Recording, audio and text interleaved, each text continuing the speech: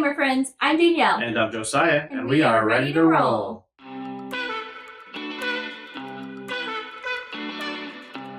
We're going to be talking about another game that we're late to the party on, and that is Space Base.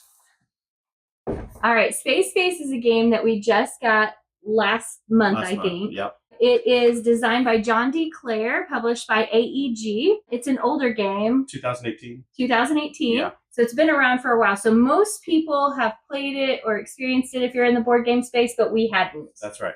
We thought it would be fun to talk about some of these older games that most people have played and we just haven't yet. So to get like our first impressions of an older game. Yeah. So this game is about space. You have a board. Player board. And they give you basic ships that are in each little sector. Right. And then you're trying to upgrade those ships. With more other ships. With other ships, yeah. That are better.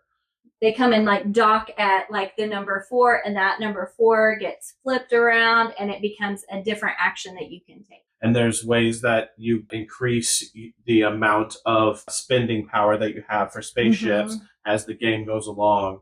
And you can buy more and more powerful spaceships that then launch your current spaceship and replace it. But it actually, there's a cool mechanism where the spaceship that's launched then flips over and becomes an extra resource for you on the other player's turn. So it's really cool. I like games where you have, of course, an action on your turn, but then there's also an action you can take on other people's turns. Right. And so I love that because there's never any downtime. You're always doing something. And it's based on dice rolls, which we also really like. Yep. Roll the dice, see what number it is, and you can take those actions. Yeah, and it's already really quick turns. Yes. And so it really just moves because you have the quick turns and you can do certain things on other people's turns. So it's a really, really fun game. I really enjoyed it. So this game plays up to 5 people, but we've only played it at 2 so far. Maybe you'll have an opportunity this week to play it with a couple of other people. So that would be really fun if you can let me know how it goes at 4 players. 5 would be even more interesting to see how it goes. I've actually heard this game compared to Bad Company. Okay. And I think it's just the dice rolling part of it, because it too has that where you roll the dice and you take your actions based on the dice and everybody else gets to choose an action. And it also has the element where you collect people and add them to your player board. Oh, yeah. So it has that element as well. Yeah, so there are some similarities there, but I do think they're different enough that there's a good space for both games. Oh, 100%. I know some people are like, I like Bad Company or I like Space Base, and they don't care for the other one, but I actually think they're different enough. Yeah, I actually don't feel like I'm playing the same game. I don't either. When I play both of them, I feel like they're very distinct enough, I should say, that I enjoy both individually. I agree. So what were your like initial thoughts of the game? Initially, I was not too overwhelmed, but a little overwhelmed because the player board is quite long. I mean, it's probably a good 2 feet long almost. And there's bases that go all the way. I mean, not bases. I'm sorry. There are spaceships that go all the way across. And because it's numbered 1 to 12. 1 to 12. Yeah. But once you have a turn or two, it's really not at all complicated. Not at all. It's actually pretty easy. It's really easy, and the dice tell you what you can do. So it's not overwhelming in the least bit.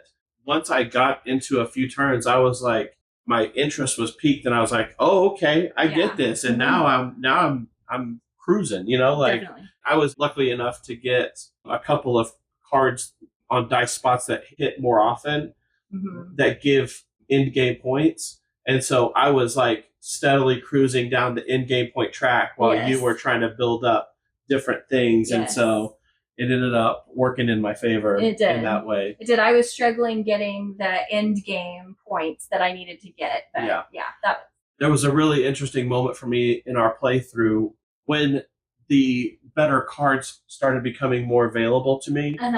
That there was some really juicy cards that I wanted, but they're over in the like 11 and 12 spot, where you hardly ever roll. And so I had to make this decision of, well, do I spend my points on that when I'm maybe never hardly ever going to use it, maybe once or twice, or do I spend it on more in the middle spots where I'm going to access them a lot more often? Right. And so that was really interesting. There was definitely one that I couldn't pass up and I had to get, and it ended up paying off, I think, twice for me, if I remember correctly. And it was big. Yeah, I think they're worth getting. I Yeah. don't think you shouldn't get the bigger ones. It's just, yeah, you're not going to use them as much. You just know that going in. It's similar to a deck builder in that you're building something up. Yeah. It's more of an engine builder. Yeah, I guess. is. You're adding more and more actions That's that right. you can do. Better actions that you can do.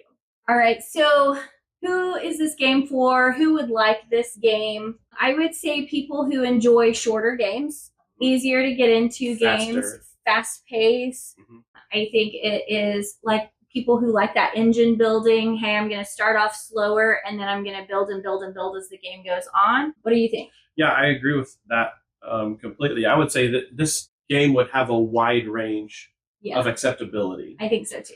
And the age limit, they say, is like 10 plus. So like it's really accessible to a wide amount of people. I don't know, maybe if you don't like engine building, you might not like the game, but I think a lot of people are going to like it. It's probably pretty popular over No, the years. it has been. I think that the people who wouldn't like it are those who like really complicated Euros. This is not that. It's not going to be anything like that. So if you're like really crunchy games, this isn't the game for you. Yeah. But if you don't mind quick pace, light to medium weight, I think this is a great pick. So what would you rate this game? So we usually rate things based on like a tier ranking system. S being this is the best type of game. Like a perfect almost game. perfect game for me. A, great. B is good. C is okay. D is meh. Yeah. And F is I never want to play that game again. Yeah. I would actually rate this game an A.